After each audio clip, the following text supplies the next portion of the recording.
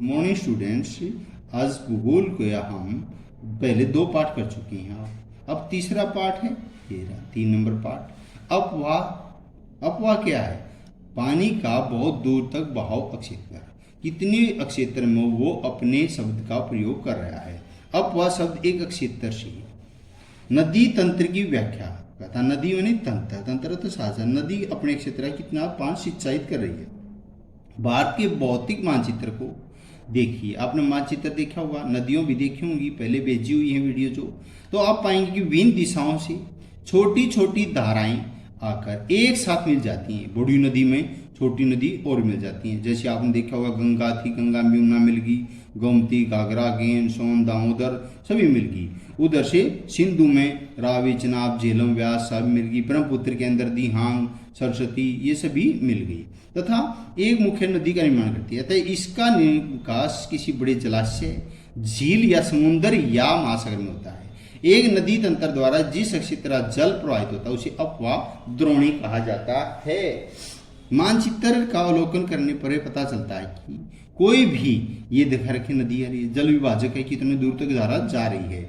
जल विभाजक ऊंचा क्षेत्र, पर्वत या उच्च भूमि दो पड़ोसी अपवाह द्रोणी को एक दूसरे से अलग करती है। इस प्रकार इस उच्च भूमि के जल विभाजक कहा जाता है।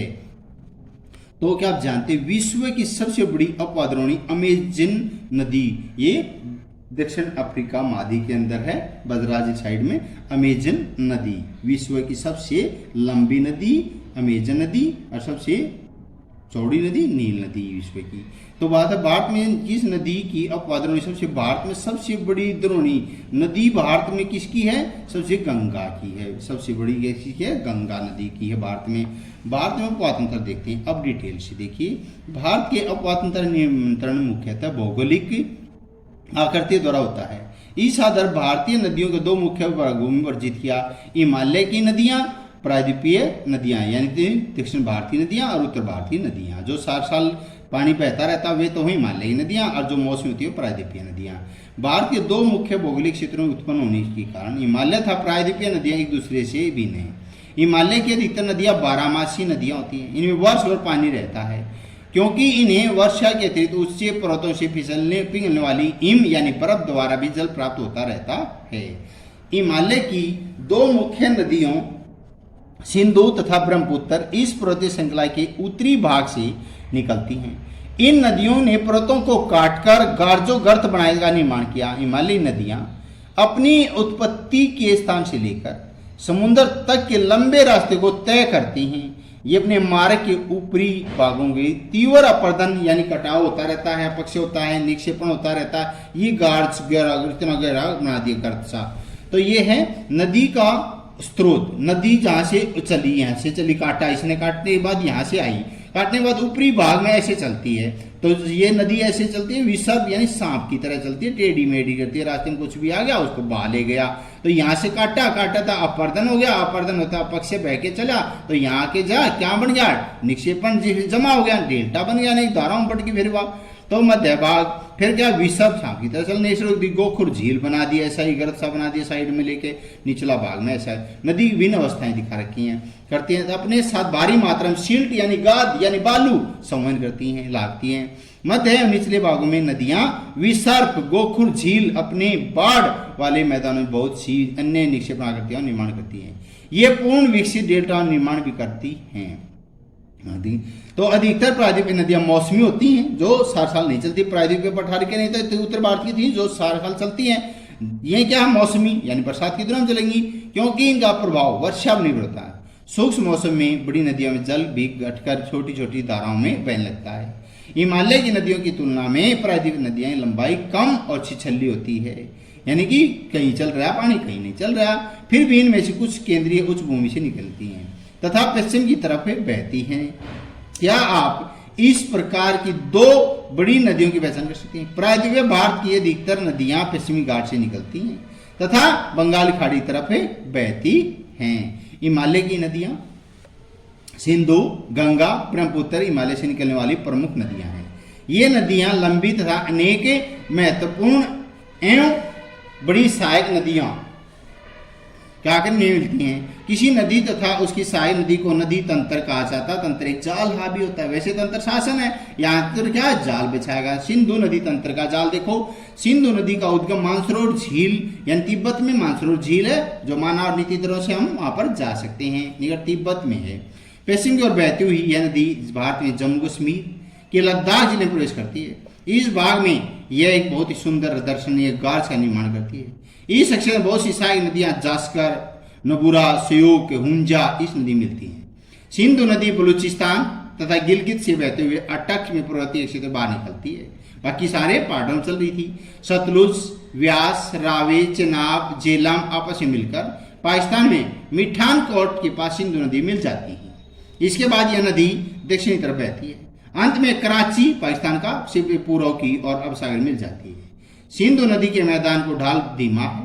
सिंधु द्रोणी का 1/3 से अधिक कुछ भाग भारत में जम्मू कश्मीर में, हिमाचल प्रदेश, पंजाब में, शेष भाग पाकिस्तान में स्थित है। ये 2900 किलोमीटर लंबी है। कौन सी? सिंधु नदी। सिंधु नदी विश्व की लंबी नदियों में से एक मानी गई है। सिंधु जल समझौता संधि के अनुसार 1960 के अनुसार भारत इस नदी प्रक्रम में संपूर्ण जल का केवल 20% जल उपयोग कर सकता है। यानी 100 में से 60 में हमें दस्तवेज थे जब पंडित जवाहरलाल नेहरू था और जुल्फिकार अली भुट्टो जो थी उधर, तो यहाँ पर क्या था, तो इधर का समझौता हमारे यहाँ 20%, वहां पर 80% पानी जाएगा। इस जल का उपयोग पंजाब, हरियाणा, राजस्थान के दक्षिणी पश्चिम भाग में सिंचाई करते हैं। फिर है गंगा नदी तंत्र में। गंगा की मुख्य धाराओं भागीरथी, गंगोत्री, हिमानी से निकलती हैं। अलकनंदा उत्तराखंड के देवप्रयाग में इसे मिलती हैं। हरिद्वार के पास गंगा पर्वतीय भाग को छोड़कर मैदानी भाग में प्रवेश करती है। हिमालय से निकलने वाली बहुत सी नदियां आकर गंगा मिलती हैं। मुख्य हैं यमुना, घाघरा, गंडक, कोसी। यमुना नदी हिमालय के यमुनोत्री हिमानी से निकलती है। यह गंगा दाहिने किनारे से समांतर बहती है। इलाहाबाद में गंगा में मिल जाती है।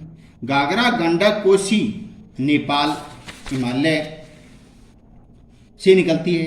इनके कारण प्रत्येक वर्ष उत्तरी मैदान के कुछ हिस्से बाढ़ आती हैं, जिन्हें बड़े पैमाने पर जान माल का नुकसान होता है। लेकिन ये वे नदियां हैं जो मिट्टी को उपजाऊपन प्रदान करके कृषि योग्य भूमि बना देती हैं। तो कहते हैं ये पहला था। प्रायद्वीपीय उच्च भूमि आने वाली मुख्य सहायक है नदियां जो भी हैं प्रायद्वीपीय नीचे से ऊपर आती हैं, जो चंबल, बेतवा, केन, सोन, ठीक है, तो ये अर्ध सूक्ष्म सतहों से निकलती हैं। इनकी लंबाई कम और इनमें पानी की मात्रा भी कम होती है। ज्ञात कीजिए नदियां कुछ स्यासे तथा कांगा मिलती हैं।